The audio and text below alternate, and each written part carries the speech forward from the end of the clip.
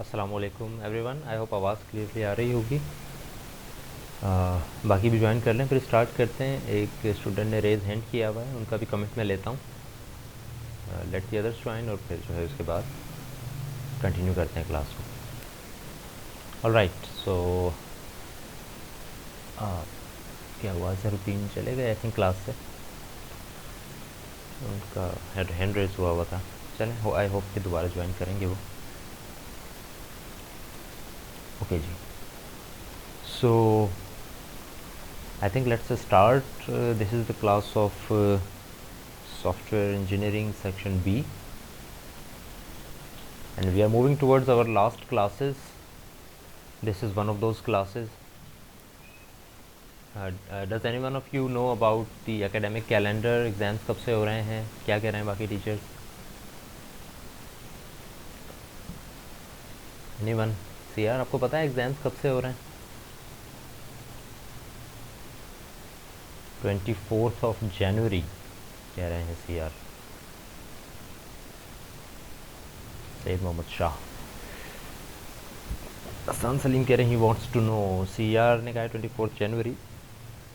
आई think information बाकी students तक भी पहुंचा दें यही, क्योंकि आई ऑल्सो थिंक कि 24 जनवरी से स्टार्ट है। 24 नहीं बल्कि आई थिंक 25 ऑफ जनवरी से स्टार्ट होंगे। If you open your calendar on your mobile phones और व्हाट नॉट। 25 को मंडे पड़ रहा है, और according to the academic calendar 25 से आपके एग्ज़ाम्स होंगे। Now academic calendar says that, but obviously उसकी भी ईमेल जनरेट होगी आप सबको कि कब से एग्ज़ाम्स हैं और क्या उसका शेड्यूल होगा और क्या उसकी नोयत होगी। बट आई एम श्योर कि आप लोगों को पहले से अंदाज़ा होगा कि एग्ज़ाम की नोयत क्या होगी, because that is going to be online. And because of that, जिस तरह लास्ट सेमेस्टर में आपके एग्ज़ाम्स हुए थे उसी तरह इस सेमेस्टर में भी होंगे। I think it usually goes around कि आपको एक टेक होम एग्ज़ाम्स दे दिया जाएगा। You will solve that exam. You will make a solution of that exam in, I don't know, like 24 hours, 48 hours, or maybe 3 days. And then the teacher will take a viva from every students, or some selective students, maybe unannounced selective students, to assign the marks. And I think the teacher will decide how many marks the students will get based on both of the things, the solution and that of the viva.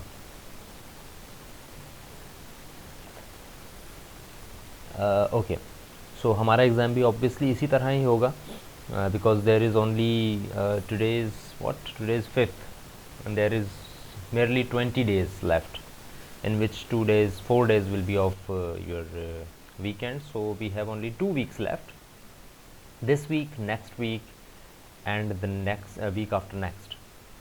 So we have to be prepared for everything, and I'm preparing some of your exams and all of our routines that we are going to follow in the next few weeks.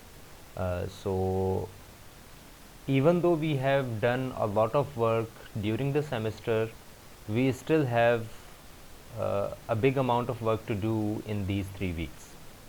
ये जो आज week है ये, और एक next week और उससे next week. The big amount I'm talking about is not the content that we are going to study.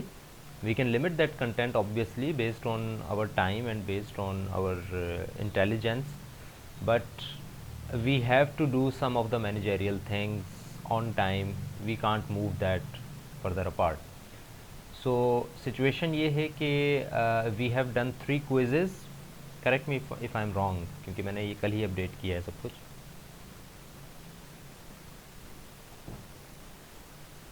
Okay, so I was saying कि we have done 3 quizzes and 2 assignments.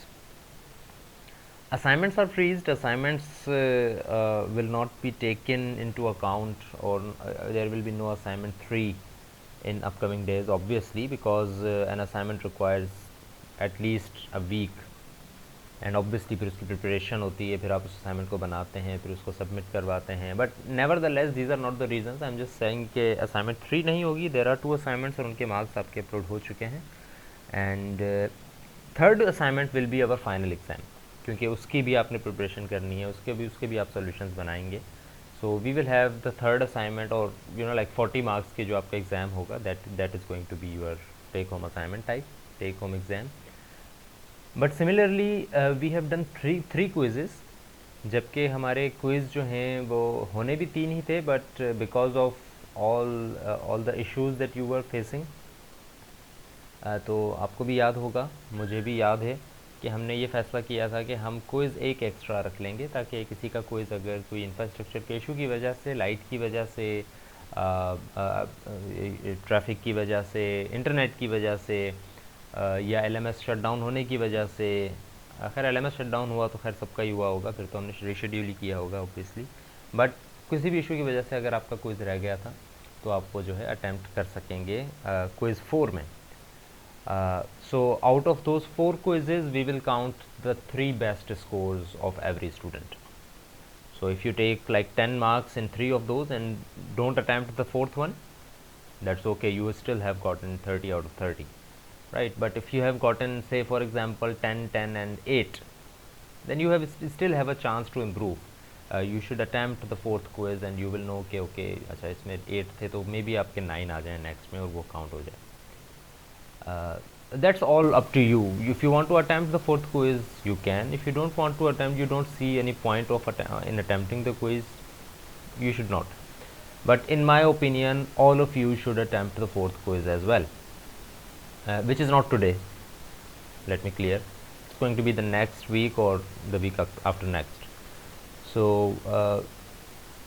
you should all attempt the quiz, because if not, if your marks are okay and if you don't think that you can attempt, you can excel in that quiz more than you already have, then at least you will know about the questions, and you will know about the topics, and you will have some refreshed memory of what we have discussed. Okay, so just if you don't want to gain any more if you don't need any more marks, you should attempt the quiz as well, just for the sake of learning. ठीक है जी. So like I said कि we will have the quiz like in the next week or the week after next. Obviously क्योंकि हम देखते हैं कि चूँकि हमारा क्विज़ जो है वो ऑनलाइन हो रहा है, तो उसके अंदर बहुत सारी चीज़ें ऐसी हैं, हमारा 15 मिनट के क्विज़ के अंदर हमारा घंटा चला जाता है, right? Because I give you 10-15 minutes to in order to get prepared for everything. अगर आपने कोई चीज़ चार्ज करनी है या कोई इंटरनेट का इशू है उसको सॉल्व करने हैं, कोई अगर आपके पास इंटरनेट नहीं है तो जल्दी से आप पैकेज एक ले लें छोटा मोटा, ताकि आप एलएमएस पे क्विज़ सॉल्व कर सकें.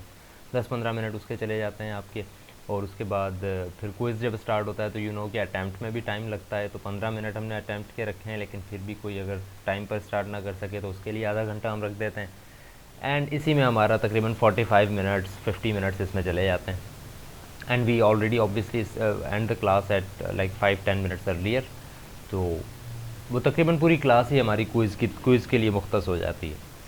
तो इस वजह से भी हमारे कोर्स के अंदर काफ़ी इश्यूज़ आना शुरू हुए हैं, यानी हमारे टॉपिक्स उस तरह से कवर नहीं हो पाए जिस तरह से हम कवर कर पा रहे थे. बट ऑब्वियसली हम क्विज़ की वजह से भी नहीं कर पाए इतने ज़्यादा टॉपिक्स कवर, और ऑनलाइन सेशंस की वजह से भी नहीं कर पाए, क्योंकि बहुत सी चीज़ें ऐसी हैं जो कि जब तक इंट्रैक्शन ना हो तब तक हम फिज़िकल इंट्रैक्शन ना हो तब तक हम जो है उनको नहीं समझ सकते या उन पर ज़्यादा बहस नहीं कर सकते. तो ऑब्वियसली उस लिमिटेशन की वजह से भी हमने थोड़ा ज़्यादा आगे तक नहीं बढ़ पाए, वरना हमारी कोशिश ये थी कि हम काफ़ी सारी चीज़ें जो है इस कोर्स में आपको जो है वो करवा दें. But nevertheless, the university is yours. I am in the university, you will be in the university, and if you see something in the future that is related to our course and we have not studied it, then I am your teacher of software engineering and discrete structures for all of your 4 years that you are in the university, and even after that as well. So if you see something that you see कि okay यार ये हमने पढ़ा नहीं था software engineering में, जबकि शायद हमारे कोर्स आउटलाइन में था या फिर हमें पढ़ना चाहिए था, तो you can take an appointment from me and we can discuss that कि अच्छा ठीक है ये हमने नहीं पढ़ा था, तो मैं आप मुझसे 10 मिनट लें, आप मुझसे आधा घंटा लें, आप मुझसे 1 घंटा लें, हम बैठ के उस चीज़ को समझ सकते हैं. मे बी वो चीज़ मेरे लिए भी नहीं हो तो हम दोनों मिलकर उसको समझ सकते हैं. So it's not going to be like कि आपने इस कोर्स में जो पढ़ लिया, बिकॉज मैं आपको जो चीज़ें बता रहा हूँ वो इसलिए नहीं कि आप इस कोर्स में पास हो जाएं, वो इसलिए कि आप आगे जाकर जितने भी कोर्सेज़ पढ़ेंगे, हर जगह पर टीचर आपको कहीं ना कहीं ये कहेंगे, जिस तरह मैं भी कह रहा होता हूँ आपको काफ़ी जगहों पर, कि ये चीज़ आप फ़लाँ कोर्स में पढ़ के आए होंगे। कि भाई मैंने जिस तरह सॉफ्टवेयर इंजीनियरिंग में काफ़ी जगहों पर ऑब्जेक्ट ओरिएंटेड का डिस्कशन आती है, तो मैं आपको अक्सर यही कहता हूँ कि आप प्रोग्रामिंग फंडामेंटल्स पढ़ के आए हुए होंगे, आप ऊप पढ़ के आए हुए होंगे या पढ़ रहे होंगे, तो आपको इस चीज़ का अंदाज़ा होगा। ये चीज़ बहुत ज़्यादा एक्सेल कर जाएगी, बहुत ज़्यादा हो जाएगी इन योर फ्यूचर सेमेस्टर्स। आप जब फ्यूचर सेमेस्टर्स में जाएंगे, even after third fourth semesters में भी अगर आप जाएंगे, तो यू विल सी कि अच्छा, each and every teacher in each and every course is referring to something that we should have already discussed in the previous lectures, previous courses. So अगर कोई ऐसी चीज़ आपको नज़र आती है इन फ्यूचर कि यार ये टीचर ने कहा था कि ये आपने सॉफ्टवेयर इंजीनियरिंग में पढ़ा होगा, और जबकि आपने नहीं पढ़ा होगा, हमारी लिमिटेशंस की वजह से या किसी और वजह से हमने नहीं पढ़ा, so you can still take an appointment from me, you can still contact me. I hope the universities will open from 1st February, and then we will all be on campus, and you can contact me कि sir आप मुझे email कर दें कि sir ये topic हमने नहीं पढ़ा था सॉफ्टवेयर इंजीनियरिंग में, जबकि टीचर्स कह रहे हैं, या हमें पढ़ना है वैसे ही, अगर टीचर्स नहीं भी कह रहे हैं कि हमें लगता है कि इसकी ज़रूरत होगी, तो इसके ऊपर काइंडली एक डिस्कशन रख लें, तो वी कैन डू दैट। ठीक है, सो डोंट थिंक कि आपने बस इन 16 वीक्स में जितना पढ़ सकते थे वो पढ़ लिया। No, it's a very vast field and it is going to like haunt you forever in your degree. तो ऑब्वियसली इन 16 वीक्स के अंदर हमारे काफ़ी सारे मैनेजरियल इश्यूज़ थे, लाइक आई सेड के क्विज़ेस के इश्यूज़ हो गए, इससे पहले एनरोलमेंट के इश्यूज़ चल रहे थे, काफ़ी टाइम हमारा क्लास का चला गया, और on the very big hand cherry on top के क्लासेस ऑनलाइन थी, तो ऑब्वियसली उस वजह से भी काफ़ी इश्यूज़ होंगे। So it's an evolving field, और इसके अंदर बहुत सारी चीज़ें आगे चलकर ऐसी आएंगी जो कि आपको लगेगा कि हमें कोर्स में पढ़नी थी लेकिन हमने नहीं पढ़ी हैं। So our course has started from November और October of last year, but it will go on for ever, right. So हमारा एग्ज़ाम जो है वो सिर्फ उन चीज़ों पर डिपेंड करेगा जो चीज़ें हमने इन 16 वीक्स में पढ़ी हैं ऑब्वियसली, बट उसके अलावा जितनी भी चीज़ें सॉफ्टवेयर इंजीनियरिंग के कोर्स से रिलेटेड हैं, they will be studied through out your degree, ठीक है, बाय मी और बाय एनी अदर टीचर और maybe any other institution as well. So I think let's start. We were discussing, can you remind me as I open the file, please put in your comments about what we were discussing in last class. Yes, no one? Do you remember what we were discussing in last class? I have opened the slide and I think this is the exact slide that we were on when we were discussing this lecture. Hopefully screen is visible. Can you all confirm me that the screen is visible or not? Yes. Okay. Right. So Hasan Salim is saying testing हम पढ़ रहे थे, and you're right. We had started testing, and we were only started with what is a good test and why do we do testing. यहाँ से हमने बात start की थी, और right. So okay, so I think we discussed what is a good test. A good test होता क्या है, and we said कि a good test is a test in which has a high probability of finding the errors. If a test is good, that means there are more chances that the test will find errors. If there is a lesser possibility, if there are lesser probability of the test that it will find the error, then obviously it is not a good test. A good test will be when you have the probability of finding the error very much. अगर एक ऐसा test आप करते हैं जिसमें आपको starting से ही ये लग रहा है कि यार ये सही चल जाएगा, आपने शायद उससे पहले इस तरह का कोई चला कर देखा हो, या तो टेस्ट केस, या हो सकता है कि कुछ ऐसी चीज़ हो जो कि आपने कोडिंग करते हुए आपको अंदाज़ा हो कि यार यहाँ पर तो कोई मैंने इतने कॉम्प्लिकेटेड काम नहीं किया था, तो टेस्ट कर रहे हैं बेशक उसको भी, but obviously that is not going to be a good test. A good test is that कि आप उसके अंदर ऐसी चीज़ें एम्बेड करें जिससे आपको लगे कि अच्छा यार यहाँ फंस जाएगा ये। As a teacher I can tell you कि what I think, I can tell you an example of what I think is a good test. आप लोगों को मैंने प्रोग्रामिंग उस तरह से नहीं पढ़ाई, but whenever I teach programming to a section, excluding the online classes में हम उस तरह से इंटरेक्ट नहीं कर पाते हैं, बट जब भी मैं उनसे कोई प्रोजेक्ट बनवाता हूँ या कोई असाइनमेंट वगैरह बनवाता हूँ, या जब भी कोई प्रोग्रामिंग असाइनमेंट चेक की जा रही होती है, तो उसके अंदर टीचर एक गुड टेस्ट ढूंढता है कि ठीक है, प्रॉब्लम तो ये थी, स्टूडेंट ने सॉल्व तो कर ली, but obviously there is something that the student is not, जिसके ऊपर टीचर ने जो है थोड़ा सा एक थिंकिंग फैक्टर रखा हो स्टूडेंट के लिए, तो उसके ऊपर फिर देखा जाएगा कि अच्छा क्या स्टूडेंट ने ये काम किया है या नहीं। तो टीचर जब भी वो टेस्ट करता है तो वो एक गुड टेस्ट इन कोटेशंस जो है उसको देख रहा है, और वो ये देखता है कि अच्छा ठीक है, इसने ये सारे काम तो कर लिए, लेकिन क्या ये चीज़ से ज़ीरो पर चल रही है या नहीं। टीचर ज़ीरो एंटर करता है, टीचर कोड देख के अंदाज़ा लगा लेता है कि अच्छा ठीक है, आपका कोड इस तरह का, ये काम तो सही करेगा, लॉजिक तो आपकी सही है, बट लेट्स सी कि अब मैं अगर एक ऐसा नंबर दूं जो कि जिसका आंसर जो है वो थोड़ा सा टिपिकल है, थोड़ा सा कॉम्प्लिकेटेड है, तो क्या आपका क्वेश्चन क्या करता है, आपका कोड क्या करता है उसमें। तो whenever a teacher checks a programming assignment, most of the time the teacher goes for this type of good test, a test which has high probability of finding an error, because code देख के हमें अंदाज़ा हो गया कि ठीक है, code तकरीबन सही है, लॉजिक वगैरह सही है, it's okay, it's going to work okay on 4 or 5 or 6 or 7, but what is it doing on 3.5, right? So this is where the program gets stuck or tells you most about what it is going to do.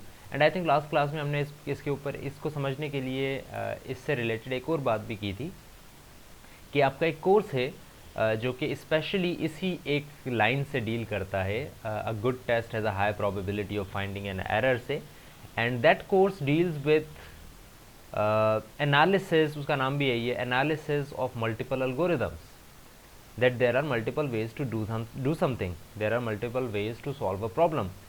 But when you solve a problem, what is the best way to solve a problem?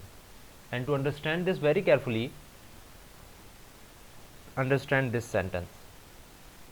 A good algorithm, या फिर आप कह लें a good code, a good system, a good software. A good software, the best way to solve a problem is to see if that best way is working their best in the worst possible scenario. अगर एक चीज़, आपने एक solution बनाया, एक software बनाया, आप कह रहे हो कि इसको ऐसे भी किया जा सकता है, तरीका ए भी है, तरीका बी भी है, तरीका सी भी है, तरीका डी भी है प्रॉब्लम को सॉल्व करने का, which is the best one? The best one is कि जो कि वर्स्ट पॉसिबल केस के अंदर सबसे अच्छा परफॉर्म कर रहा हूँ. ठीक है, अच्छे इनपुट से तो सभी अच्छा परफॉर्म करना शुरू हो जाएंगे. What are they doing in the worst possible conditions? That is the testing, कि वो वर्स्ट पॉसिबल कंडीशन के अंदर कितना अच्छा परफॉर्म कर रहा है. That is the actual test of your software. And then we discuss कि good test is not redundant. Redundant का मतलब ये होता है कि रिपीटिशंस ना हो उसमें. If you have already checked something, you should not check that again. आप टेस्ट तो कर रहे हैं एक चीज़ को, आपने एक मॉड्यूल को चेक कर लिया और नेक्स्ट टाइम आप दूसरे मॉड्यूल को चेक करने के लिए पहले को दोबारा चेक कर रहे हैं. So it's getting redundant. आपको पता है कि वो सही काम कर रहा है और आपके पास उसकी आउटपुट भी है, तो दोबारा उसको चलाने की ज़रूरत नहीं है, आप सेकंड पर आते हैं, राइट? तो आप रिडंडेंट ना करें. इसी तरह आपने अब 2 पर चला लिया, आपका एक जो है सिस्टम है छोटा सा, जो कि आपको फॉर एग्जांपल नंबर ऐड करके दे रहा है, तो आपने 2 + 4 करके देख लिया है, आपने 5 + 6 करके देख लिया है, आपने 5 + 3.5 करके देख लिया है, तो ओके, आपने 4-5 इनपुट्स दे दी. अब रिडंडेंट ना हो. रिडंडेंट यानी कि अब रिपीटेशंस पे आप ये ना चले जाएं, अच्छा 2 + 4 तो कर रहा है, क्या 100 + 200 कर रहा है या नहीं. It's not like that. ठीक है, सो हाँ ठीक है, आप ज़्यादा बड़े नंबर्स के लिए चेक करें, क्योंकि आपको पता है आपने जो वेरिएबल्स यूज़ किए हैं उनकी मेमोरी लिमिटेशंस हैं. बट ऑब्वियसली अगर एक चीज़ 2 स्टोर कर सकती है तो वो 99 भी स्टोर कर सकती है. बट अगर एक चीज़ 2 स्टोर कर सकती है तो इट्स नॉट नेसेसरी कि वो 100,000 स्टोर कर सके.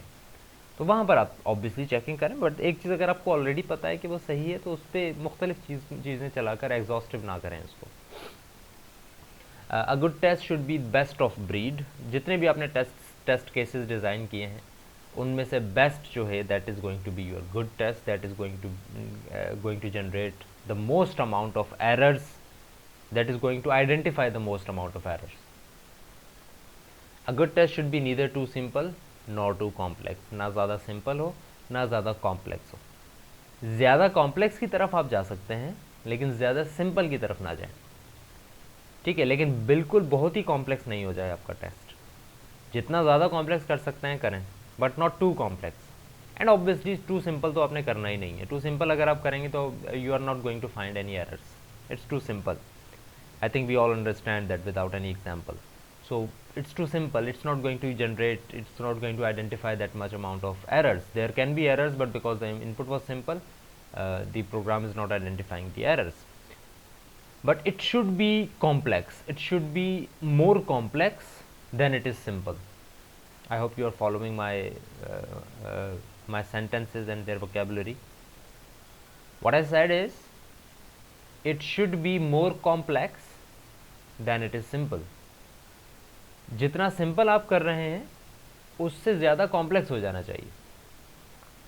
सिंपल की तरफ ना आ जाए. If there is a bar between them कि okay this is the bar of 50, 100 की एक बार है, 100 का एक स्केल है, उसके बीच में है 50. 50 से नीचे कॉम्प्लेक्स है, सिंपल है, और 50 से ऊपर कॉम्प्लेक्स है. So your test should lie around 70, 60, 70, 80. It should not lie around 30, 40 और इवन 50. ठीक है, सो बिल्कुल बीच में तो रखना ही नहीं है आपने. टू सिंपल तो बिल्कुल नहीं होना चाहिए, लेकिन आप इतना कॉम्प्लेक्स भी ना करें कि वो 92, 93, 94 पर पहुंचा हुआ है आपका टेस्ट. ठीक है, कि आपका प्रोग्राम सही काम करता है लेकिन आप सिर्फ उसी चीज़ के ऊपर जा रहे हैं जो कि यूज़र ने कभी देनी ही नहीं है, या उसके ऊपर प्रोग्राम डिज़ाइन ही नहीं किया जा सकता कभी भी. वो एक बिल्कुल डिफरेंट आउटपुट है, इनपुट है. तो it should not be too complex as well. So moving on. Okay, the meeting will end in 10 minutes. We will rejoin. So let's talk about internal and external views. ये दो चीज़ें हैं जिनकी base के ऊपर हम आगे चलकर दो और चीज़ों को भी डिस्कस करेंगे जो कि इन्हीं दो चीज़ों के ऊपर बेस कर रही हैं. एनी इंजीनियर्ड प्रोडक्ट या जितनी भी चीज़ें आप बनाते हैं अपनी ज़िंदगी में, या आपने जितनी भी चीज़ें देखी हैं अपनी लाइफ में, अपनी डेली लाइफ के अंदर आप देखते हैं बहुत सी चीज़ें बनती हैं. प्रोजेक्ट्स होते हैं, सॉफ्टवेयर्स होते हैं, या इवन हार्डवेयर्स होते हैं. Anything that is getting engineered can be tested in one of two ways. इन दोनों में से किसी एक तरह से आप चेक कर सकते हैं उनकी टेस्ट, उस एक पर्टिकुलर प्रोजेक्ट की टेस्टिंग कर सकते हैं. कैसे कर सकते हैं? Knowing the specified function that a product has been designed to perform, tests can be conducted that demonstrate each function is fully operational while at the same time searching for errors in each function.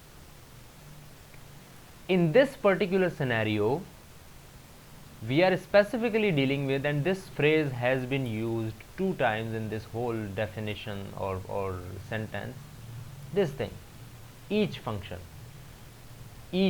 which means that we are talking about testing from module to module, right? So knowing, हमें पता है कि user ने क्या input देनी है और हमारे सिस्टम ने क्या काम करना है. इन सब चीज़ों को देखते हुए मैं टेस्ट को या तो ऐसे डिज़ाइन कर सकता हूँ कि मैं हर एक फंक्शन की अलग फंक्शनैलिटी को टेस्ट करूँ. ऐसे टेस्ट्स डिज़ाइन करूँ कि भाई देखो मॉड्यूल 1 सही काम कर रहा है या नहीं, मॉड्यूल 2 सही काम कर रहा है या नहीं, मॉड्यूल 3 सही काम कर रहा है या नहीं, और अगर सही काम नहीं कर रहा तो उसी टाइम मुझे एरर भी पता लगते जाए. इट्स नॉट ओनली लाइक कि सही काम का हो सकता है सही काम कर रहा हो लेकिन फिर भी थोड़े से एरर्स हो उसके अंदर, या तो वो लेटेंसी दे रहा हो, या वो आउटपुट में आपको डिजिट सही ना दे रहा हो, या वो आउटपुट आपको लिख कर तो सही दे रहा है लेकिन उसकी कलरिंग सही नहीं है, वो उस जगह पर नहीं दे रहा जहाँ आप चाह रहे हो. ठीक है, सो मे बी आपके फंक्शन सही काम कर रहे हो लेकिन फिर भी उनमें एरर्स हों. तो एक तरीका तो ये है. दूसरा तरीका क्या है? Knowing the internal workings of a product, tests can be conducted to ensure that all gears mesh together. That is, internal operations are performed according to specifications and all internal components have been adequately exercised, which means that all of the modules are working together to generate the perfect output. In this particular scenario,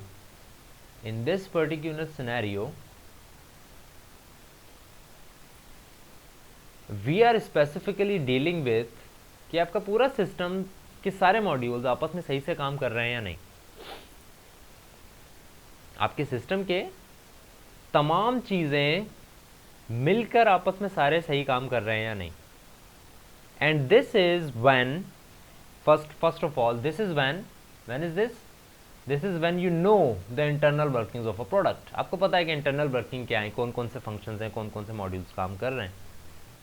सो आप उसको check नहीं कर रहे, आप पूरे system को check कर रहे हैं कि भाई अगर मैं ये इनपुट देता हूँ तो सिस्टम क्या आउटपुट देता है। That's it. I am not going to specifically find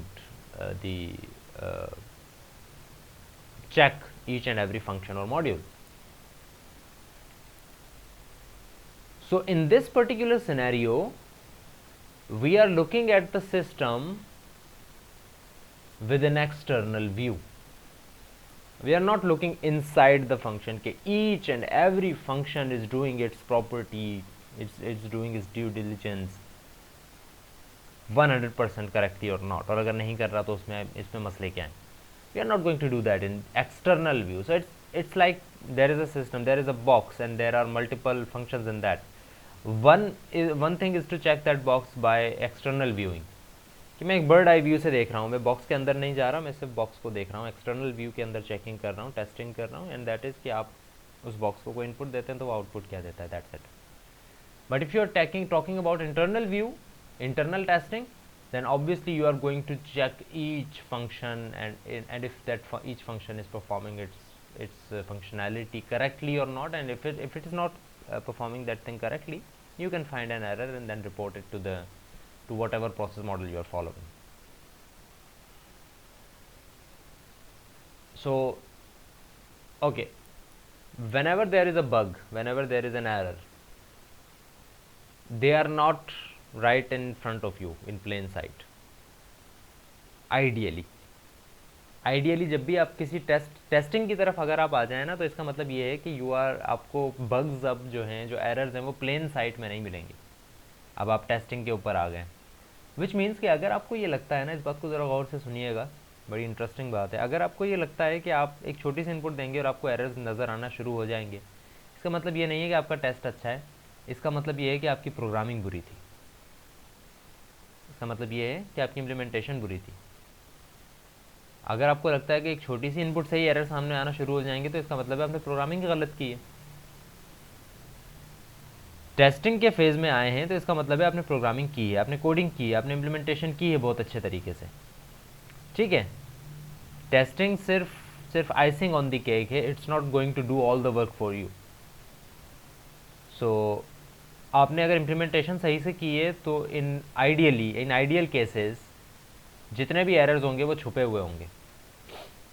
like in this particular image, this is the wall of your room, right, this is the floor, and whenever you find a bug, they always go into the corners. You don't see bugs, literally bugs, cockroaches. You don't see those bugs right in plain sight in your room. You see them if you have implemented or coded your room properly. You will see those bugs in the corners, hidden somewhere. So obviously if you think that you are going to find the bug in your room right in plain sight, maybe you haven't done your due diligence in order to arrange your room in the first place. So bugs are always in the corners and they congregate on the boundaries. They are lurking in the यानी कि वो कोने कोने में छुपे हुए होते हैं और वो बाउंड्रीज के अंदर ही कहीं ना कहीं होते हैं, कभी भी बीच में नहीं होते। So what are our objectives? Our objective is to uncover those bugs. हमें वो bugs ढूंढने हैं, और न सिर्फ ये कि एक बग मिल गया तो काम हो गया।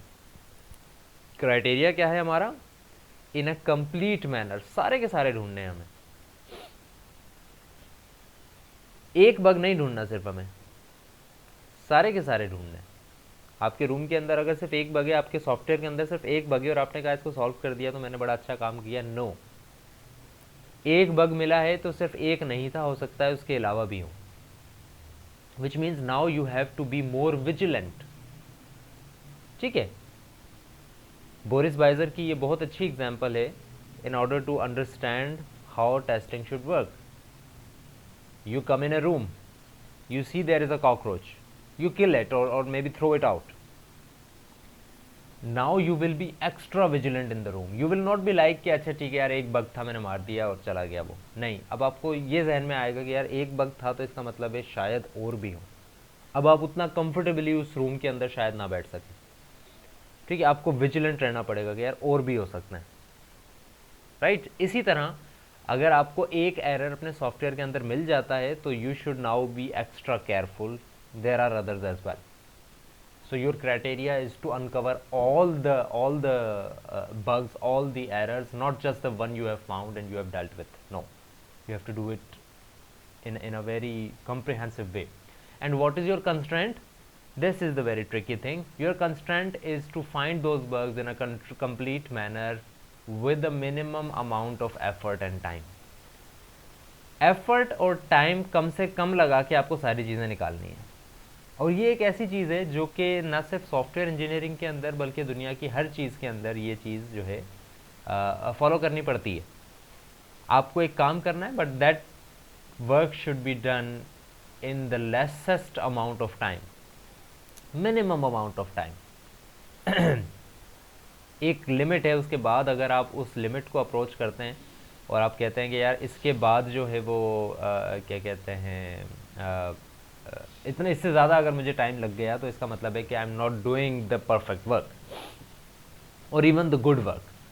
अच्छा काम आप सिर्फ तभी कर रहे होंगे जब आपको पता हो कि आप जो काम कर रहे हो वो आप मिनिमम अमाउंट ऑफ टाइम में कर सकते हो.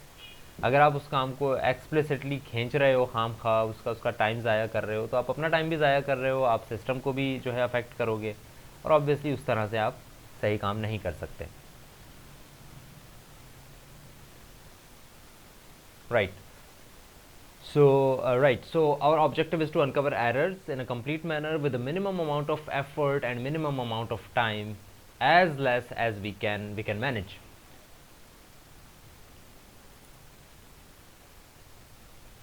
Okay, I think yes, we are in that slide.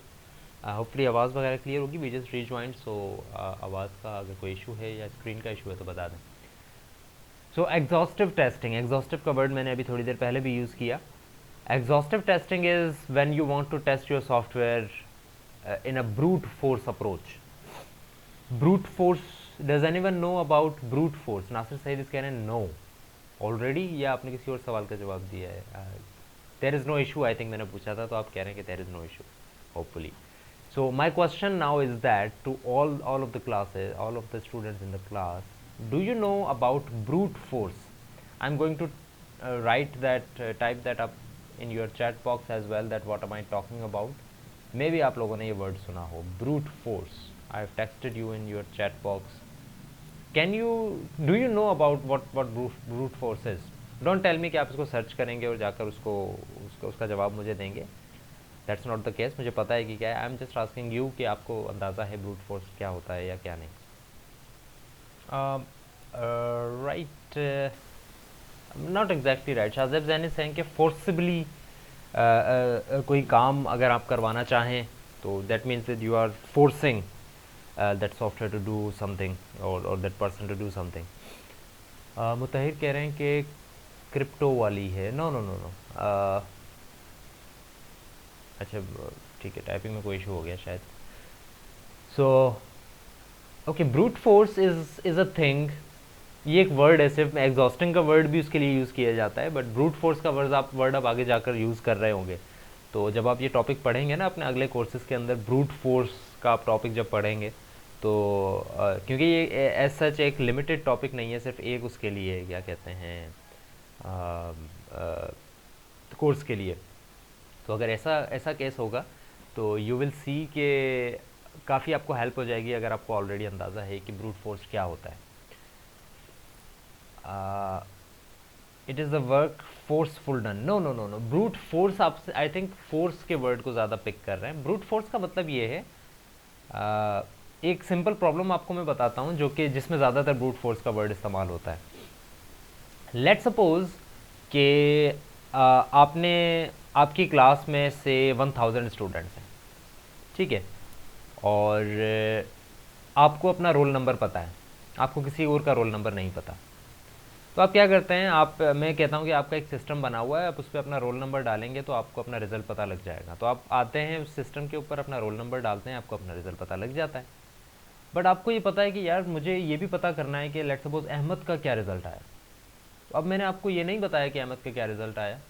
The problem is कि आपको अगर अहमद का रोल नंबर पता होता तो आप जो है उसका निकाल सकते थे रिजल्ट। ऐसा ही है ना, आई थिंक होपफुली फॉलो कर रहे होंगे कि आपको अगर अहमद का रोल नंबर पता होता तो आप जो है उसका आराम से रोल नंबर डालते और आपको अंदाज़ा हो जाता है कि ठीक है इसका क्या रिज़ल्ट आया। But it's not the case, आपको सिर्फ अपना पता है रोल नंबर, आपको अहमद का रोल नंबर नहीं पता। अब इस प्रॉब्लम को आप कैसे सॉल्व करेंगे, चलें आप खुद बताएं, आप इस प्रॉब्लम को कैसे सॉल्व करेंगे। आपकी क्लास में 1000 स्टूडेंट्स हैं and you know your roll number, आपने अपना रोल नंबर देख लिया है, आपको अपना रिजल्ट पता है। अहमद का रोल नंबर आपको नहीं पता, आप उसका रिजल्ट कैसे निकालेंगे? नहीं, जिस तरह आपका रोल नंबर है ना, आपके रोल नंबर किस तरह है, BSE20S048, लेट्स सपोज ये एक रोल नंबर है। तो आप ये एंटर करते हैं, नाम वगैरह कुछ एंटर नहीं हो रहा, रोल नंबर एंटर हो रहा है। ठीक है, आपने भी अपना रोल नंबर एंटर किया है। अच्छा ठीक है, हनान कह रहे हैं कि will try to find out Ahmad's roll number first. Okay, how would you find that out? Would you call someone knowing Ahmad, maybe ये आप करें। चलें ये भी एक कंस्ट्रेंट डाल दें कि अहमद एक ऐसा स्टूडेंट है जिसको आप पर्सनली नहीं जानते हैं। ठीक है, आपको वो फ्रेंड नहीं है जो कि आपको वो बता दे। And everyone, even if that is your friend, वो आपको हो सकता है कि अपना रोल नंबर ना बताए, इस डर से कि कहीं कहीं उसकी असलियत आपके सामने ना आ जाए। ऐसा होता है, आप उनको रोल नंबर नहीं बताएंगे, यार मेरे नंबर कम आए हैं तो मैं उसको रोल नंबर नहीं बताता इन मोस्ट केसेस। अहमद से रोल नंबर पूछ के इसी चीज़ को मैं काउंटर कर रहा था शाहज़ेब, कि आप नहीं पूछ सकते उनसे, what will you do. May be आप नहीं काउंट कर सकते उनसे, जो है रब्ता नहीं कर सकते। इसको ऐसे समझ लें, चलें क्लास से हट के आप ऐसे समझ लें, एक ऐसी जगह पर आप कोई टेस्ट या कोई एग्ज़ाम देने गए जहाँ पर सब अननोन लोग थे। ठीक है, किसी जॉब का कोई टेस्ट था या मे बी किसी स्कॉलरशिप के लिए कोई टेस्ट था, you don't know any person there, लेकिन आपको अंदाज़ा लगाना है कि अच्छा यार वो अहमद जो था उसका मुझे रिज़ल्ट निकालना है। Now you don't know Ahmad, you don't have his contact number or his friend's contact number. Good. Mohammad Anas का जवाब उस तरफ जा रहा है। आई एम नॉट सेइंग कि वो सही जवाब है, आई एम जस्ट सेइंग कि उस तरफ जा रहा है जिस टॉपिक को हम समझना चाह रहे हैं। ही इज सेइंग कि जितने भी पॉसिबल कॉम्बिनेशंस होंगे वो सब लगाएंगे हम रोल नंबर फाइंड करने के लिए। मुताहिर कह रहे हैं alphabet A to I ID between 10 to 50 को चेक करेंगे। ठीक है, किसी तरह से इन्होंने ये अंदाज़ा लगाया और ये कह रहे हैं कि 10 to 50 में चेक करता हूँ, उनमें आ जाएगा। 1000 में चेक नहीं कर रहा हूँ, 10 to 50 चेक कर रहा हूँ। ठीक है, मे बी आप 10 to 50 में आपको ना मिले, नेक्स्ट टाइम आप क्या करेंगे, हो सकता है आप फिर कहें 50 to 100 कर रहा हूँ, राइट। तो this is where we find the word exhaustive. When you want to find that particular roll number, particular student, you will have to search for every roll number, every possible combination को आप देखना शुरू हो जाएंगे। Let's suppose आपका roll number है BSE20S001, तो आप कहेंगे यार अहमद का 002 भी हो सकता है, तो आप लगाते हैं 002, नहीं मिलता आपको, आप कहते हैं 003 लगाऊँ, 004 लगाऊँ। मे बी अहमद का रोल नंबर है BSE20S059, या मे बी इसका रोल नंबर है BSE20S और 643। अब ये चीज़ सर्च करने के लिए आप जो टेक्निक इस्तेमाल कर रहे हैं ना, इस टेक्निक को कहा जाता है brute force technique, exhaustive technique, कि आप एक एक चीज़ को बैठ के सर्च करना शुरू हो जाएं। ठीक है, इस पर्टिकुलर प्रॉब्लम में नहीं, लेकिन अक्सर केसेस में आपके पास ब्रूट फोर्स के बजाय जो है दूसरे टेक्निक्स भी एग्जिस्ट करती हैं कोई चीज़ फाइंड करने के लिए। फॉर एग्ज़ाम्पल आप ये देख सकते थे कि आपने शुरू के 5-6 जब रोल नंबर सर्च किए तो उन सब में जो नाम आ रहा था वो आ रहा था से AA से स्टार्ट हो रहे थे वो नाम। तो आपको अंदाज़ा ये हो सकता है कि अच्छा ये रोल नंबर जो असाइन हुए हैं वो अल्फ़ाबेटिकली असाइन हुए हैं, यानी कि अगर मुझे अब्दुल रहमान का चाहिए होगा तो वो आई थिंक 10 के बाद होगा, और अगर अब्दुल रहमान के बाद मुझे दानियाल का चाहिए तो दानियाल का रोल नंबर हमेशा बड़ा होगा अब्दुल रहमान से, क्योंकि वो अल्फ़ाबेटिकली सॉर्ट हुए हैं। ये आपको कब पता लगा, जब आपने 2-3 चलाकर देखी। अब जब आप 2-3 चलाकर देख लोगे आपके जहन में प्रॉब्लम थोड़ी सी एलॉबोरेट हो जाएगी, और अब आप ब्रूट फोर्स अप्रोच इस्तेमाल नहीं करोगे, बल्कि आप कोई और अप्रोच इस्तेमाल करना शुरू हो जाओगे। आप पूरे के पूरे 1000 को चेक नहीं करोगे या 643 को चेक नहीं करोगे in order to find Ahmad. You will know कि अच्छा मुझे अब कौन सा रोल नंबर को सर्च करना चाहिए। ठीक है, सो ये टेक्निक जो है जिसमें आप थोड़ी सी अपनी चीज़ इस्तेमाल कर रहे हो, तो इसके अंदर भी एक बहुत वास्ट फील्ड है जिसके अंदर बहुत सारी टेक्निक्स आ जाती हैं। बट हमने सिर्फ ये समझना था कि ब्रूट फोर्स टेक्निक एक ऐसी टेक्निक है जिसमें एक पर्टिकुलर चीज़ को फाइंड करने के लिए आपको पूरी चीज़ को ढूंढना पड़ता है, A to Z। ठीक है, so in this particular scenario जो कि आपको अब स्क्रीन पर नजर आ रहा है, first of all what is this, what kind of an image is this, जो कि आपको एक ग्राफ टाइप से नजर आ रहा है। इस ग्राफ को क्या कहते हैं, बता दें जरा जल्दी से। No no no no no, not UML diagram Mohammad Anas, good Hasan Salim, it's a flow chart. It's showing you the flow of a program, right. अच्छा, इस फ्लो चार्ट को सॉफ्टवेयर इंजीनियरिंग के अंदर इन्हीं शेप्स को, क्योंकि इसमें कुछ लिखा हुआ नहीं है ना, तो इन्हीं शेप्स को यूज़ करते हुए आप एक गैस और भी कर सकते थे, which would have been wrong, but एक गैस आप ये भी कर सकते थे कि it is an ERD, entity relationship diagram. And if you remember, उसके अंदर हम रिलेशनशिप लिखते हैं डायमंड्स के अंदर, और स्क्वायर्स या रेक्टेंगल्स के अंदर हम लिखते हैं एक्सटर्नल एंटिटीज़ या ऑब्जेक्ट्स, कि भाई student is taught by teacher. याद है वो image, car is manufactured by manufacturer, people by cars. So ये एक गैस हो सकता था which would not have been right obviously, because से इन दोनों के दरमियान क्या रिलेशनशिप है ये आप नहीं बता रहे हैं, और ये इन दोनों के दरमियान जो रिलेशनशिप है it is defined by 3 different relationship. But no, it's not the case. It is basically a flow chart which you have read, which you have studied in programming fundamentals hopefully. And what is this? कि भाई आपका programme यहाँ से start होता है, वो यहाँ पर आता है, and what is this stands for, what does this stands for? No, it's not a data flow diagram, Hannan. It's, if you want to call it one of the things that we have discussed in software engineering class, it is a क्या नाम था उसका, control flow diagram. It is showing you where the program control is. It's not showing you कि कौन सा data कहाँ पर है, इट्स शोइंग यू कि आपके प्रोग्राम का कंट्रोल कहाँ पर है। तो एक स्टेप से फिर अगले स्टेप पे आपने कब आना है, कौन से स्टेप पे आना है, that is and exactly yes. Mohammad Anas, Nasir Saeed, Wajahat Ali का जवाब दे सही कि इसके अंदर कंडीशन लिखी जाती है इस डायमंड के अंदर। सो यस, आप यहाँ पर आते हैं, फिर आप देखते हैं कि कंडीशन है, अगर वो ट्रू होती है तो आप यहाँ चले जाते हैं, फॉल्स होती है तो आप यहाँ चले जाते हैं। अगर वो कंडीशन ट्रू हो जाती है ना, अगर इस बॉक्स पे फॉर एग्जांपल हम आते हैं, तो इसके बाद फिर आप क्या करेंगे, इसके बाद आप यहाँ आएंगे और यहाँ पर फिर आप क्या करेंगे, दोबारा इस कंडीशन को चेक करेंगे। अगर ये ट्रू होती है, फॉर एग्जांपल ट्रू होती है तो आप ख़त्म कर देंगे, फॉल्स होती है तो फिर आप दोबारा ऊपर चले जाएंगे। अच्छा, आप इस चीज़ को ज़रा गौर से नोट करें कि अगर इस पर्टिकुलर एक फ्लो चार्ट की हम बात करते हैं, तो let's suppose I want to check कि ये काम सही से हो रहा है या नहीं, ये पर्टिकुलर काम, अगर आप मेरे कर्सर को फॉलो करें तो ये पर्टिकुलर काम सही से हो रहा है या नहीं, तो यू विल सी, अच्छा अगर ये काम करना है तो इसका मतलब है ये चीज़ फॉल्स होनी चाहिए, ये चीज़ ट्रू होनी चाहिए और ये चीज़ फॉल्स होनी चाहिए। तो अब अपने इनपुट को बैठ के डिज़ाइन करने लग जाएंगे कि यार यहाँ तक कैसे पहुँचूँ मैं, कौन सा ऐसा नंबर दूँ, कौन सी ऐसी इनपुट दूँ जिसमें ये चीज़ ट्रू हो जाए या ये चीज़ फॉल्स हो जाए, ये ट्रू हो जाए और ये चीज़ फॉल्स हो जाए, ताकि मैं इसको चेक कर सकूँ। ठीक है, अब ये चीज़ अगर आप एग्जॉस्टिव से स्टार्ट करने लग जाएंगे ना, एग्जॉस्टिव टेस्टिंग का मतलब ये है, अगर आप ये चाहते हैं कि हर एक पाथ को हम चेक करें, पाथ का मतलब क्या है कि आपके प्रोग्राम के कितने पॉसिबल पाथ्स हैं। यहाँ पे एक एग्जांपल मैं लेता हूँ।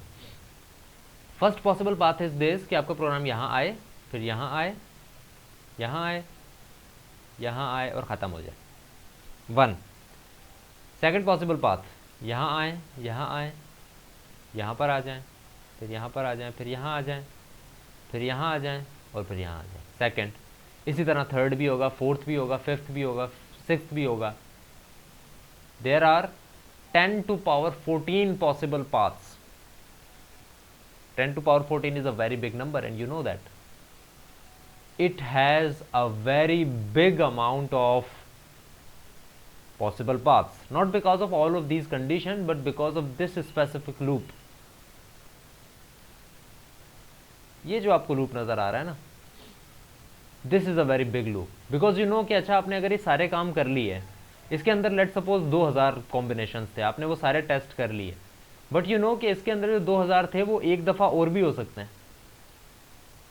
क्योंकि अगर ये फॉल्स हो गया तो फिर यही 2000 एक दफ़ा और चलाएं, और अगर ये ट्रू हो गया तो फिर ये 2000 दफ़ा और चलाएं.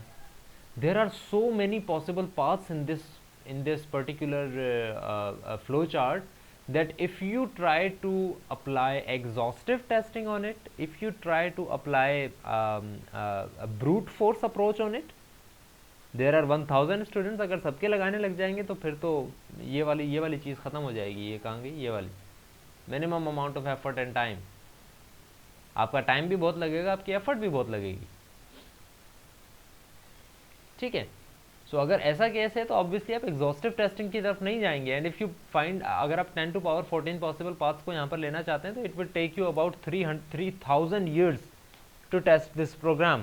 बेस्ट केस सिनेरियो, अगर आप 1 सेकंड के अंदर भी कर रहे हैं ना, एक मिली सेकंड के अंदर एक टेस्ट भी कर रहे हैं, एक पाथ को अगर टेस्ट कर रहे हैं 1 मिली सेकंड के अंदर, तो इस पूरे सॉफ्टवेयर को चेक करने के लिए आपको मोर देन 3000 ईयर्स लगेंगे. So obviously exhaustive testing is not a good approach. A good approach to test a program is when you know where the error, when you can anticipate where the errors are. Anticipation is the key for testing. Anticipation का मतलब ये है, English में हम anticipation कहते हैं, उर्दू में मुझे इसका वर्ड याद नहीं है, but anticipation means that आपको एक तरह से उम्मीद होती है कि यहाँ पर वो चीज़ एग्जिस्ट कर रही है, आपको इंतज़ार रहता है एक चीज़ का. तो अगर आपको इंतज़ार रहता है या आपको एक पर्टिकुलर चीज़ का एक अंदाज़ा रहता है कि वो यहाँ हो सकती है, तो फिर जिस तरह से वही अहमद वाली एग्जांपल मैंने ली ना, आपने 1-2 चीज़ें चला कर देखी तो आपको एंटिसिपेशन हो गई कि यार AA वाले तो 10 चले गए स्टूडेंट, मैं सबको चेक नहीं करता, मैं डायरेक्ट 500 से स्टार्ट करता हूँ, देखता हूँ 500 पे क्या है. आप 500 पे जाते हैं और वहाँ पर अल्फ़ाबेट से स्टार्ट हो रहे हैं, C से. फिर आप थोड़ा सा पीछे आ जाते हैं, 400 पे आते हैं, आप वहाँ देखते हैं B पर अल्फ़ाबेट स्टार्ट हो रहे हैं. आप फिर थोड़ा और पीछे आ जाते हैं, आप 300 पे आ जाते हैं, आप वहाँ देखते हैं कि अच्छा यहाँ पर AZ से स्टार्ट हो रहे हैं, तो इसका मतलब है कि AC के अराउंड कहीं ना कहीं हो. अब आपने पूरी चीज़ चेक नहीं की. You have anticipated some of the moves, you have anticipated some of the things that how this software is going to be used. So what you will do, you will do selective testing, and selective testing is when you have anticipated कि आपके errors कहाँ हो सकते हैं. आप सिर्फ एक path को उठाएं, आप एक पाथ को सेलेक्ट करें और सिर्फ उसको टेस्ट करें, सिर्फ एक पाथ को सेलेक्ट करें और उसको टेस्ट करें. आप पूरे सिस्टम को चेक ना करने बैठ जाएं एक ही टेस्ट के अंदर. आप एक टेस्ट केस बनाएं और उस टेस्ट को कहें कि भाई I have selected this path to be tested. So in this particular path, every condition needs to be false, except this. I think this is true or whatever. So in this particular path, you are testing this particular path. इसके अलावा एक और particular path भी हो सकता है जिसको आप चेक करना चाह रहे हो, एक अलग टेस्ट केस बनाएं. Don't do this for everything. Don't do this for all of the paths. If you do this for all of the paths, you are still going to end up doing exhaustive testing, which is not obviously the good approach. So this is where we are going to start the whole thing of two types of testing, two methods to test something. One is white box testing, one is known as white box testing, and the other one is known as black box testing. या white box testing methods, white box methods, black box testing methods, या black box methods. So on the basis of all these methods, there lies some strategies. Strategy में क्या आता है? Strategy में ये आता है कि आप या तो एग्जॉस्टिव टेस्टिंग करना चाह रहे हो या फिर आप सेलेक्टिव पाथ टेस्टिंग करना चाह रहे हो. स्ट्रेटजी आपने डिज़ाइन कर ली, and which is most of the cases ये है कि आप सेलेक्टिव पाथ टेस्टिंग करना चाह रहे हो. आप टेस्ट केसेस बनाओगे और उनको टेस्ट करोगे. अच्छा ठीक है, आप उनको टेस्ट तो करोगे, लेकिन उन टेस्ट केस को टेस्ट करने के लिए कौन से मेथड्स अप्लाई करोगे, नेक्स्ट स्टेप इज़ दैट. और वो कौन कौन से मेथड हो सकते हैं? वो मेथड या तो हो सकता है वाइट बॉक्स मेथड या फिर हो सकता है black box method. White box testing की थोड़ी सी बात करते हैं हम. अभी हम सिर्फ इसका इंट्रोडक्शन ले रहे हैं. नेक्स्ट जो लेक्चर होगा हमारा, नेक्स्ट स्लाइड्स जो होंगी हमारी, जो पावर पॉइंट स्लाइड्स होंगी, उसके अंदर हम इनको डिटेल में डिस्कस करेंगे. होपफुली हम वो काम भी आज के लेक्चर में ही करेंगे. So what is white box testing? In white box testing, our goal is to ensure that all statements and conditions have been executed at least once. White box testing एक ऐसी टेस्टिंग होती है जिसके अंदर हम किसी भी चीज़ को छोड़ते नहीं हैं. हम ये चाहते हैं कि सारी चीज़ें एक दफ़ा टेस्ट हो जाए। हम ये नहीं चाहते कि सारी चीज़ें जितने पॉसिबल कॉम्बिनेशन हैं उन साथ सबके साथ जो है वो क्या कहते हैं टेस्ट हो जाएं, बल्कि हम सिर्फ ये चाहते हैं कि सारी चीज़ें एक दफ़ा टेस्ट हो जाएं। ठीक है, वाइट बॉक्स, किसी भी चीज़ को हम ब्लैक बॉक्स ना रहने दें, किसी भी चीज़ को हम ब्लैक बॉक्स ना रहने दें। जैसा कि लेट्स सपोज आप एक प्रोग्राम बनाते हैं और उस प्रोग्राम के अंदर आपने 10 फंक्शंस डाल दिए। आप अगर विजुलाइज करें मेरे साथ तो होपफुली आपको ये चीज़ समझ में आ जाएगी अच्छे तरीके से। आपने एक प्रोग्राम बनाया, उसमें मेन फंक्शन के अंदर आपने 10 फंक्शंस कॉल किए हुए हैं, आपने 10 फंक्शंस बनाए हुए हैं। अब एक तरीका तो ये है, बल्कि सिर्फ वाइट बॉक्स पे ही रहते हैं, आप टेस्टिंग इस तरह से करेंगे वाइट बॉक्स के अंदर कि आपने स्टार्ट किया, आपने कहा अच्छा फर्स्ट फंक्शन क्या काम कर रहा है। उस फर्स्ट फंक्शन का नाम था फॉर एग्जांपल टेक इनपुट, एक फंक्शन था। ऑब्वियसली आपको पता है टेक इनपुट उसका नाम रखा गया है, तो इसका मतलब है उसने इनपुट लेनी है। ठीक है, वो इनपुट ले रहा होगा, but don't leave that, check that thing, क्या वो सही से काम कर रही है या नहीं। आप उस फंक्शन पे आए, उसको देखें सही से काम कर रहा है या नहीं। फिर आप सेकंड फंक्शन पे आते हैं, आप देखते हैं सही से काम कर रहा है या नहीं। आप थर्ड फंक्शन पे आते हैं, आप देखते हैं सही से काम कर रहा है या नहीं। किसी भी फंक्शन को आप ऐसे नहीं छोड़ें कि ठीक है ये तो काम कर ही रहा होगा सही, नहीं। हर एक चीज़ को कम से कम एक दफ़ा चला कर देख लें कि ठीक है सही से काम कर रहा है या नहीं। उसके बाद फिर अगली चीज़ों पर आएँ। फिर उसके बाद फिर आप इंटरनली इसको चेक करना चाहें तो कर लें, एक्सटर्नली चेक करना चाहें तो कर लें। But white box testing says कि each and every condition, statement, loop and everything should be tested at least one, should be executed at least one.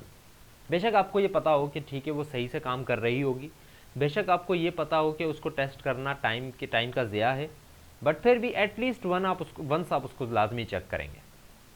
This is called white box testing. So why cover, why do we want to cover these things? Logic errors and incorrect assumptions are inversely proportional to a path's execution probability. Inversely proportional कब होती हैं चीज़ें? जब एक चीज़ बढ़ाने से दूसरी चीज़ कम हो जाए। आई एम जस्ट रिमाइंडिंग यू, आप ये चीज़ बहुत दफ़ा डिस्कस कर चुके होंगे पहले भी मुख्तलिफ अपने वॉक ऑफ लाइफ में। Logic errors and incorrect assumptions are inversely proportional to a path's execution probability.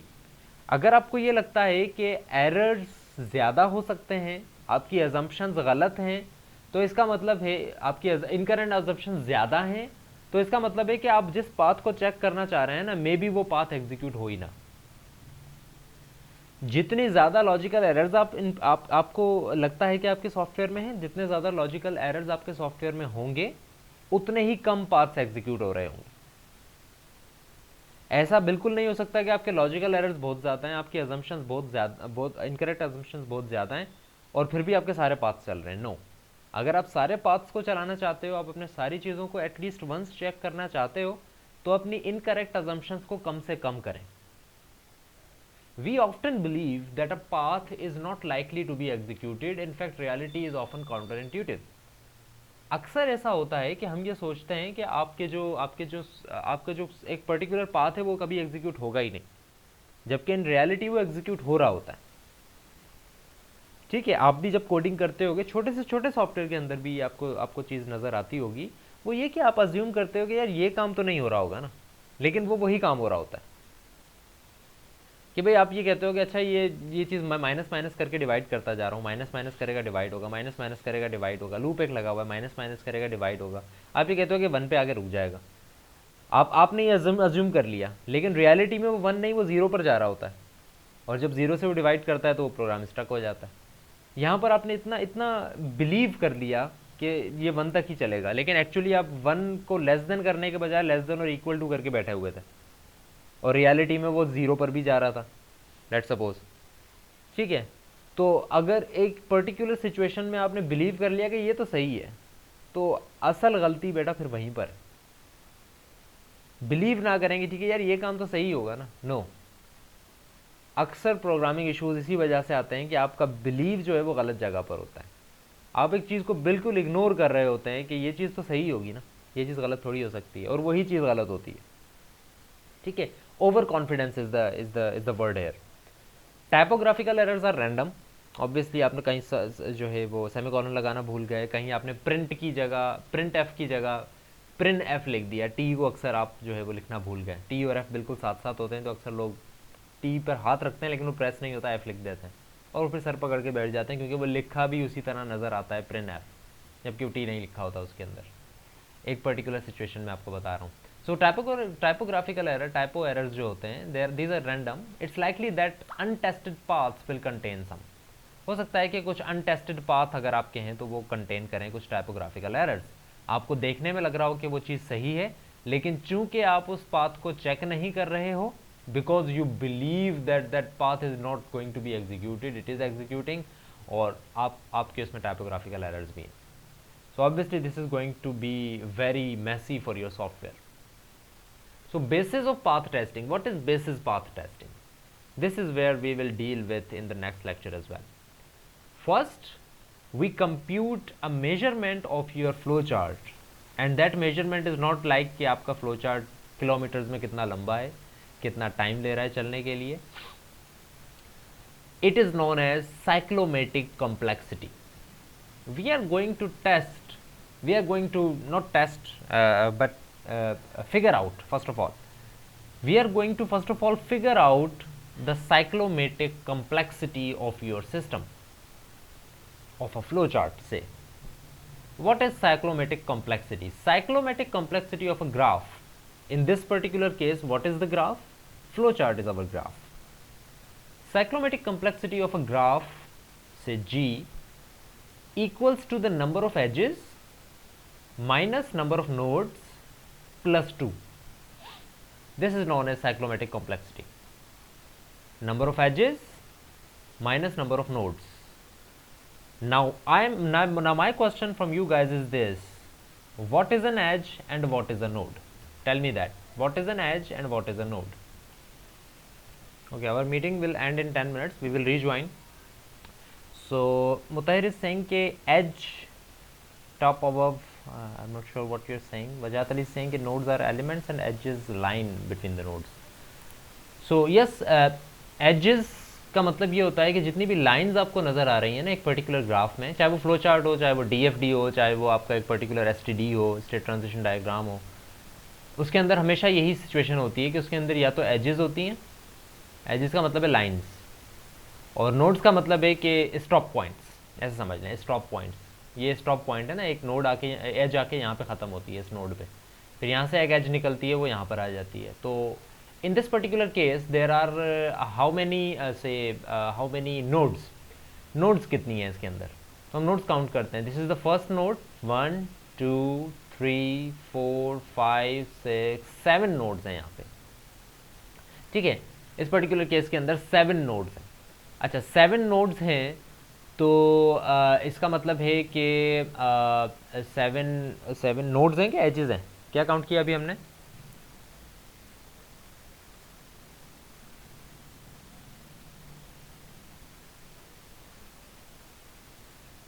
क्या काउंट किया अभी हमने, एजेस या नोड्स? I got confused. अभी हमने एजेस नोड्स काउंट की. Yes, so yes nodes, right. 1 2 3 4 5 6 7 nodes हैं. ठीक है, अब एजेस काउंट करते हैं. How many edges are there? So there is 1 edge जो कि आपको यहाँ से यहाँ नज़र आ रही है, 1. आप भी अपने हिसाब से काउंट करें और फिर मैं आपसे पूछता हूँ, बल्कि I am not going to count it right in front of you. आप अपनी तरफ से काउंट करें, मुझे जवाब भेजें, एंड देन मैं काउंट करता हूँ और फिर आपको बताऊँगा कि आपका जवाब सही है या नहीं, which obviously it is going to be 90% same. हाँ जी, क्या जवाब है जी? चले मैं काउंट करता हूँ. आप लोगों को वो टेक्निक नहीं पता काउंट करने की, ऑब्वियसली इस वजह से गलत जवाब आ रहे हैं काफ़ी. सो फर्स्ट ऑफ ऑल इसको तो हम इग्नोर करेंगे. This is not an edge. काम आपका यहाँ से स्टार्ट हो रहा है, पाथ आपका हमेशा यहाँ से स्टार्ट हो रहा है. This is just the starting of. आप जब भी स्टार्ट करेंगे तो यहीं पर आएंगे. तो ये पहली नोड है आपकी. हमने जब नोड काउंट किए तब इस यहाँ से काम स्टार्ट किया है. 1 2 3 4 5 6 7 नोड्स हैं हमारे पास. मैं ज़रा नोट पैड लिख लूँ ताकि हम नोट भी कर सकें, या चलें खोल लेते हैं, होपफुली हो जाएगा इसी से काम, ताकि हमें याद भी रहें चीज़ें. सो जी, ये 7 नोड्स हैं हमारे पास, राइट. 1 2 3 4 5 6 7. अच्छा, अब एजेस काउंट करते हैं. अब कर्सर को फॉलो करना है आपने बड़े गौर से, अब होगा मसला. चलें. सो ये आपका पहला एज है 1, ठीक है जी, 2, 3, 4, 5, ठीक है। अब ये देखें कि ये जो एजेस है ना ये कैसे हैं, 5 हो चुकी हैं हमारी, याद रखें ऊपर वाली 5 हम काउंट कर चुके हैं, 1, 2, 3, 4 एंड 5। अब ये जो एज हैं ये कितनी एजेस हैं तो ये शो करने के लिए ऐसे किया गया है कि भाई ये दोनों, चाहे आप यहाँ पर आएँ या यहाँ पर आएँ, इन दोनों के बाद आपने यहाँ पर आना है। यानी कि बेसिकली ये ऐसे कह रहा है कि यहाँ से यहाँ, इसके बाद आप डायरेक्ट कहाँ पर आ रहे होंगे, आप यहाँ पर आ रहे होंगे। यानी कि इस एरो को ऐसे कंसिडर करें, यहाँ से ये आ रहा है एरो, यहाँ से लेके यूँ आ रहा है एरो, घूम के आ रहा है, हम इसको डायरेक्ट कंसिडर कर लेते हैं, ये एक एरो आ रहा है। इसी तरह यहाँ पर भी ये घूम के आ रहा है लेकिन डायरेक्टली यहाँ पर आ रहा है एक्चुअली। तो एक एरो ये हो गया, एक एरो ये हो गया, कितने हो गए, 5 और 2 7 हमें मिल चुकी हैं अभी तक। अब ये वाली देखें अगर, तो यहाँ पर भी यही हो रहा है, घूम के आ रहा है, बट एक्चुअली इस डायरेक्ट एक एज आ रही है यहाँ से यहाँ तक। तो अब हो गई 8 हो गई। अब ये वाली हमने काउंट नहीं की थी, ये हो गई 9, ठीक है, कितनी हो गई, 9। अब ये एज हम काउंट नहीं करेंगे ऑब्वियसली उसी तरह, क्योंकि इसके बाद तो फिर एंड ही होना है, ये जिस तरह स्टार्ट हुई थी उस तरह एंड है। तो अभी कितनी हो गई, 7 नोड्स हो गई और हमारी 9 एजेस हो गई। तो इस फॉर्मूले में अगर हम पुट करें e minus 9 plus 2, what is the answer, जल्दी से बता दें आपको, e minus n plus 2, edges minus nodes plus 2।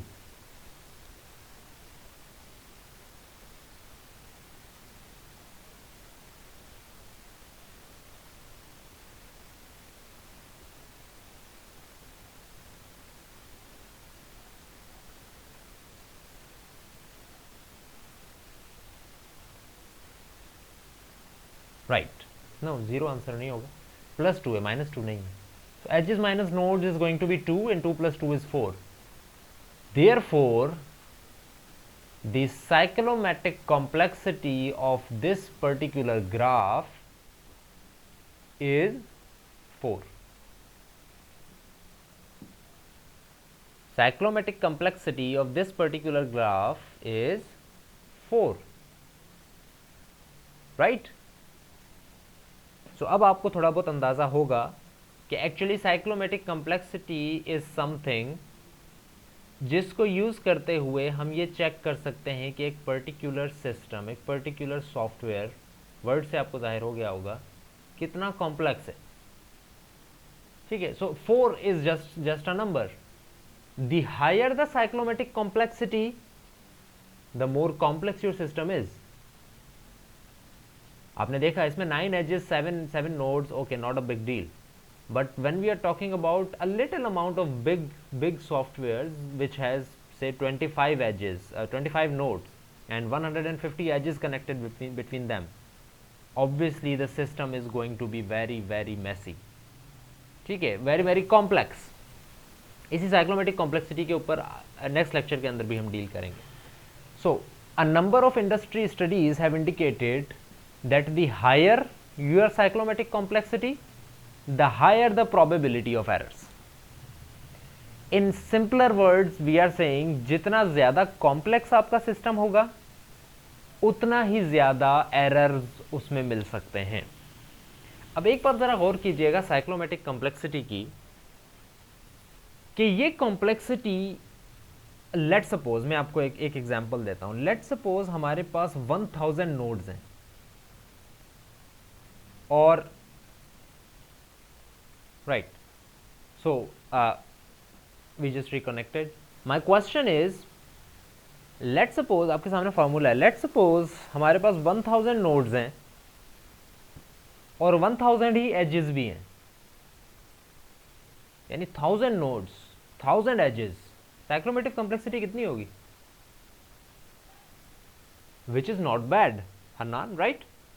Everyone will think that 1000 nodes and 1000 edges, the system is very complex, but no, cyclomatic complexity is 2. 1000 minus 1000 plus 2 is 2. So that means that it doesn't matter how many of nodes and edges are there. What matters is their difference. What matters is their difference. अगर आपकी edges और nodes का difference इतना ज्यादा नहीं है, इसका मतलब है कि आपका सिस्टम इतना कॉम्प्लेक्स नहीं है. लेकिन अगर आपकी नोड्स और एजेस का डिफरेंस ज्यादा हो जाएगा, बेशक आपकी नोड्स एक या एक और 10 हो, डिफरेंस बहुत ज्यादा है, 9 का है, लेकिन अगर 1000 नोड्स और 1000 एजेस हैं, डिफरेंस है ही नहीं, इसका मतलब है आपका सिस्टम कॉम्प्लेक्स नहीं है. एरर्स ढूंढना बहुत आसान होगा, और अव्वल बात यह कि उसमें एरर्स होंगे ही नहीं. ठीक है जी, यहां पर बात फॉलो कर रहे हैं होपफुली आप, कि एजेस, अच्छा, और हमेशा ऐसा ही होता है कि एजेस ज्यादा होती हैं नोड्स से. ठीक है, बहुत ही कोई गिरा पड़ा अगर ग्राफ है तो उसके अंदर वो ग्राफ हो सकता है जिसके अंदर जो है वो नोड्स ज़्यादा हो और एजेस कम हो. लेकिन अगर आप एक पर्टिकुलर सिस्टम सॉफ्टवेयर की बात कर रहे होंगे तो ऑब्वियसली उसके अंदर एजेस ज़्यादा होंगी और नोड्स कम होगी. अगर आप सिंपल जो है वो 3 नोड्स की भी बात करते हैं ना, तो 3 नोड्स के अंदर भी तीन होंगी या 3 से ज़्यादा एजेस होंगी. एंड ऑब्वियसली आपका एक पर्टिकुलर सिस्टम जो है, क्योंकि कोई ऐसा सिस्टम नहीं है जो कि सिर्फ 2 नोड्स पे काम कर रहा हो. 2 नोड्स के अंदर आपको एक एज मिल सकती है, एक से ज़्यादा नहीं हो सकती एक पर्टिकुलर केस के अंदर. लेकिन 3 भी हैं तो फिर 3 होंगी कम से कम एजेस, और 4 हैं तो फिर उससे ज़्यादा ही होंगी. And obviously it is the system that is going to work. तो अगर ये बिल्कुल ऑब्वियसली सीधा सीधा काम नहीं कर रहा होगा, कहीं ना कहीं कोई लूप होगा, कहीं ना कहीं कोई कंडीशन होगी एंड थिंग्स लाइक दैट. ठीक है, so in that particular situation we are seeing that what matters is not the number of edges and not the number of nodes. What matters is the difference between the number of edges and number of nodes. The higher that difference is, the more complex your system is going to be, the more error prone your system is going to be. So a number of industry studies have indicated that the higher your cyclomatic complexity, the higher the probability of errors. जितनी ज़्यादा complex होगा आपका system, उतना ही ज़्यादा probability of errors भी होगी आपके system के अंदर. So let's suppose these are your modules and this is your cyclomatic complexity. Modules in this range are more error prone. वो modules जिनके अंदर cyclomatic complexity बहुत ज़्यादा है, this is the cyclomatic complexity is 0 here, for example, this is 1, this is 2, this is 3, this is very much, and this is, जो आगे के आपके modules होंगे ना, this is your system. I hope you are understanding this graph. मैं दोबारा आपको बता देता हूँ कि this is your system, this is your first module, कि भाई ये काम करेगा, उसके बाद ये इसको आउटपुट देगा, उसके बाद ये इसको आउटपुट देगा, इसके बाद ये इसको आउटपुट देगा. जिस तरह फ्लो चार्ट में हम देख रहे थे ना कि भाई ये एक से बढ़ के एक आप जो है वो मॉड्यूल सिस्टम की तरफ जाते जा रहे हैं, और यहाँ पर आपका आखिरी मॉड्यूल है, आपका काम ख़त्म कर देगा सिस्टम का. यहाँ पर आप देखें बहुत हाई है साइक्लोमेटिक, मॉड्यूल काम बहुत ज़्यादा कर रहा है, मॉड्यूल बहुत ज़्यादा है, यहाँ पे मॉड्यूल की वर्किंग बहुत ज़्यादा है, बट साइक्लोमेटिक कम्प्लेक्सिटी यहाँ पर कम है इससे.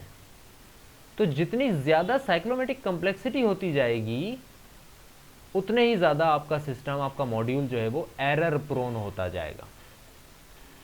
ठीक है, उतना ही ज़्यादा आपका सिस्टम, आपका मॉड्यूल जो है वो एरर प्रोन होता जाएगा. अच्छा ठीक है, I have got a call. हम क्लास को आज यहीं पर फिनिश करते हैं. आई वॉज होपिंग कि हम थोड़ी सी आगे ले चलें, बट आई एम सॉरी, हम क्लास को अभी आज इस जगह कंटिन्यू नहीं कर पाएंगे. नेक्स्ट क्लास के अंदर हम यहीं से कंटिन्यू करेंगे, and there is a chance कि आपका नेक्स्ट क्लास में क्विज़ भी हो. What I want you guys to do is कि आप जो है इस लेक्चर को अपने आप में जो है वो जो है कन्वर्ट करें, इसको कंप्लीट करें. इसमें बहुत सारी चीज़ें ऐसी हैं जो कि हम ऑलरेडी पढ़ चुके हैं, लूप टेस्टिंग और ये सारी चीज़ें. आप लोग इनके एटलीस्ट पढ़ लें और इनके लिए तैयार होकर आ जाएँ. नेक्स्ट क्लास में हम इनको रफली थोड़ा सा डिस्कस करेंगे और फिर नेक्स्ट लेक्चर की तरफ जाएंगे. टॉपिक यही होगा आपका जो आज हमने डिस्कस किया, ये पूरा लेक्चर ही होगा. नहीं तो मैं आपको नेक्स्ट लेक्चर में बता दूंगा चीज़ें स्टार्ट करने से पहले. So that's about it from today's class. Thank you very much. See you in next class.